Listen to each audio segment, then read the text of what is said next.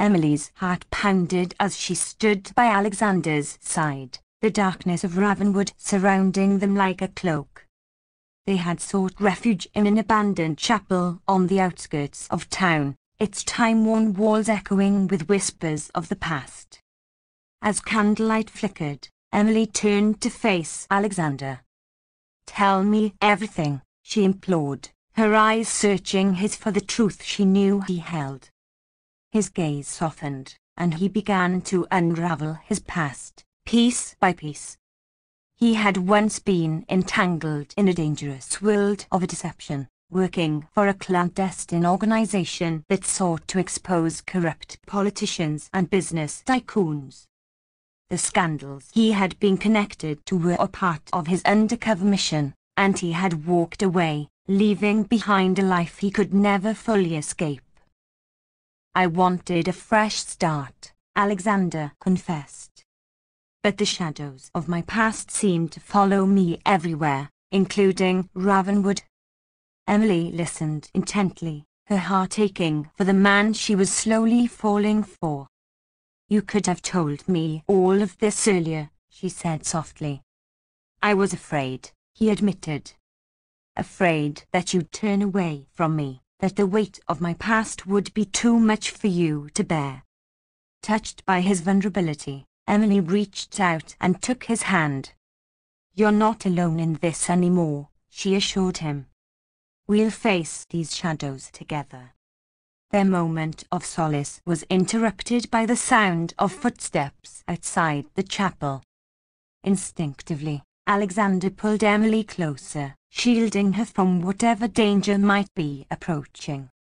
The chapel door creaked open, and a figure emerged from the darkness. It was Lawrence Kensington, Veronica's estranged husband.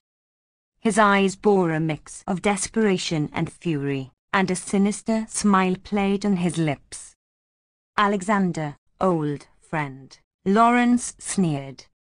"I should have known you'd be hiding in the shadows, lurking around like a ghost."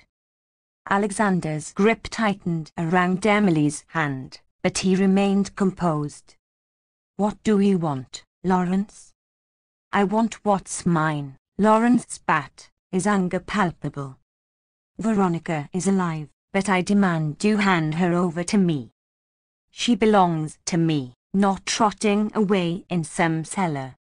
Emily's mind raced, trying to make sense of the revelation. "Veronica is alive?"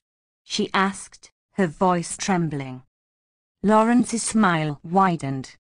"Indeed, my dear detective. But Alexander here kidnapped her, intending to expose me and ruin everything I've built.